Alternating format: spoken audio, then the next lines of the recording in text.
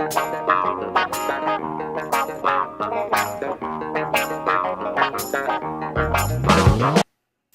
right, hi everybody. This is Levi, Business Development Manager, Minnesota, Wausau Homes. This is Corey Belmont, our premier custom builder in the Cold Spring area.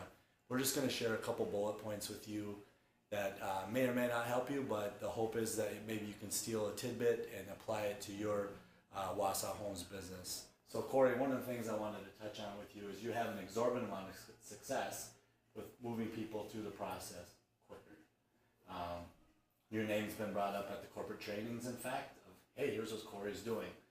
But I think it's important that the builders get the perspective from the guy who's actually doing it, yourself. So if you could share with us real quick on some of the bullet points or the processes of how you're moving people through the process faster. Well, it starts with number one, being very date oriented. I'm a project manager. Historically, I like dates. I like having dates to hold me accountable and hold that customer accountable. I like to take the pressure off of me as soon as possible.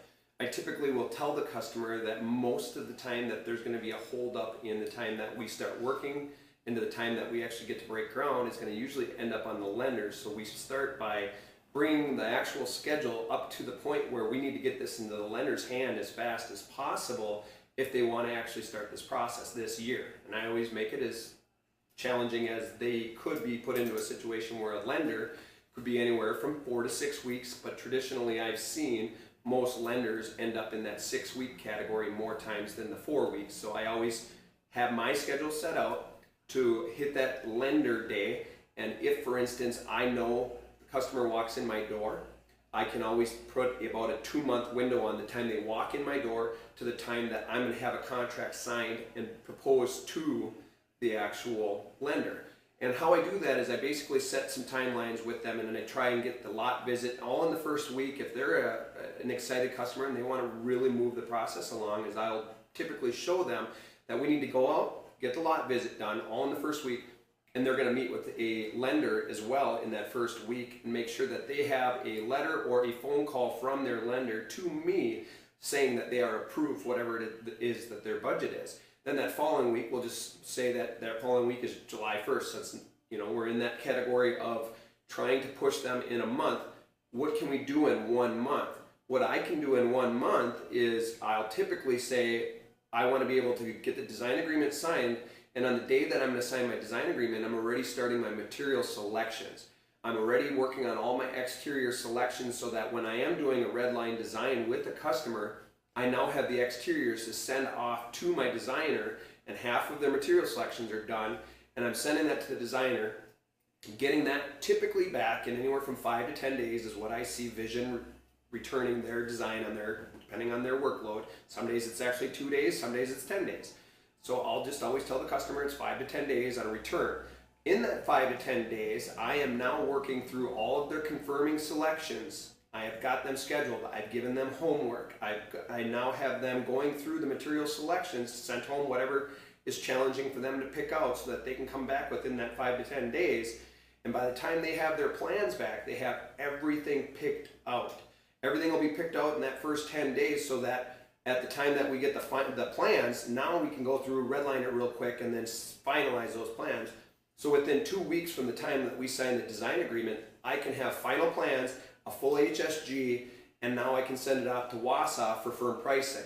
We can, in that real timeline of 1 month, from the design agreement to the contract, we can do that in 1 month. It is really pushing hard, and I've done it many times, and I enjoy keeping that as a kind of a litmus. Hey, I've done this in the past. This is something that we can do, and we can hit it in 1 month.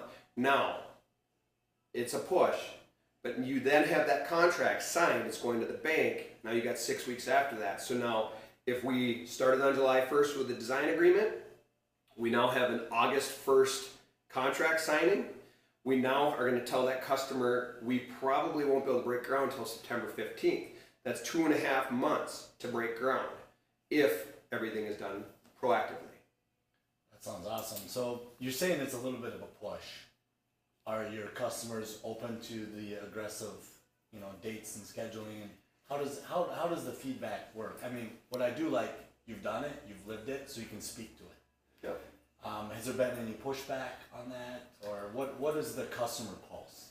Typically, customers are really overly optimistic in the first place.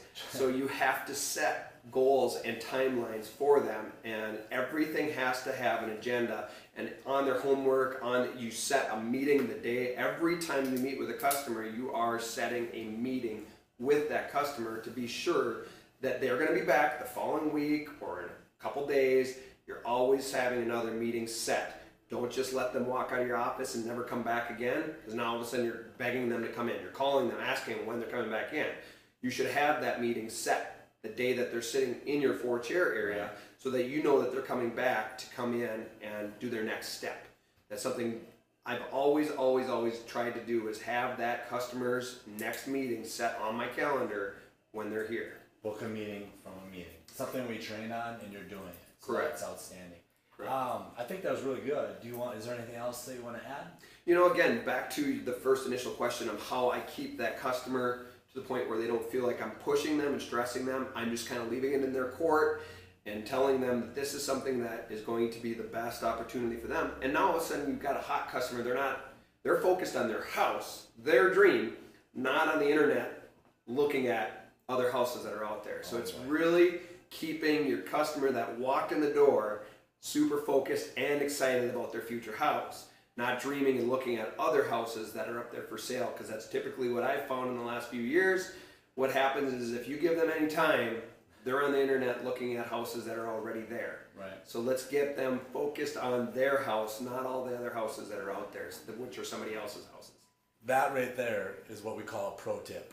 I work with other builders, and they constantly report back to me. I can't move them through the process because they're on Pinterest or they're on Houzz and they're bringing new ideas, absolutely running the builder ragged, to the point where I've actually had builders move them out. Hey, you're not ready to build yet, because they keep doing that.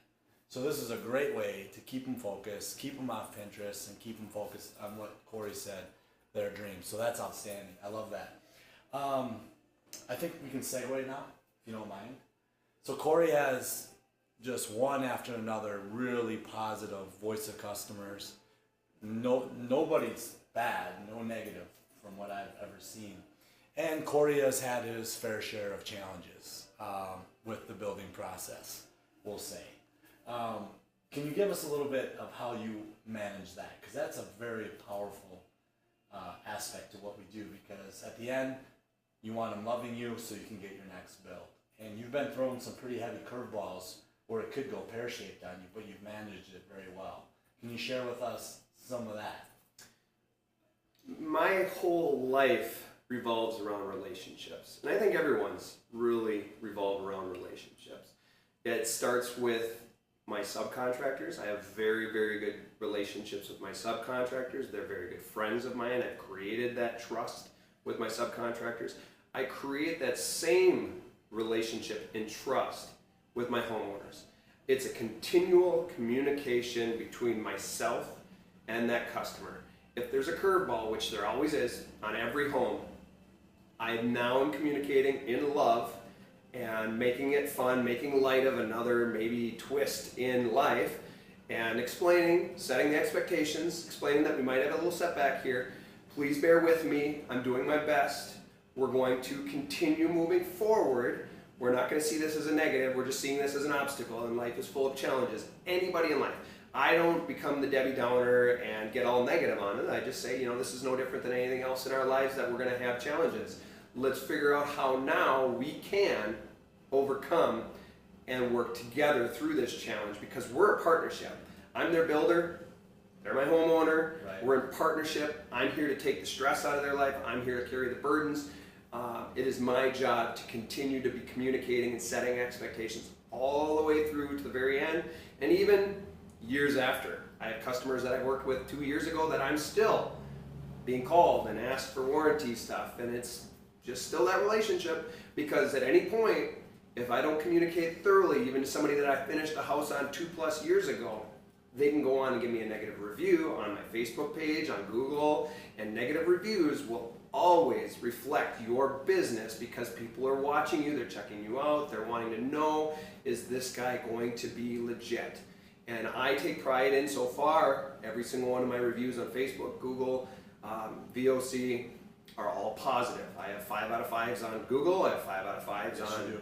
Facebook, and I take pride in servicing my customers and giving them the best service that I can possibly provide, and that is truly servicing with a communication and setting expectations all the way through.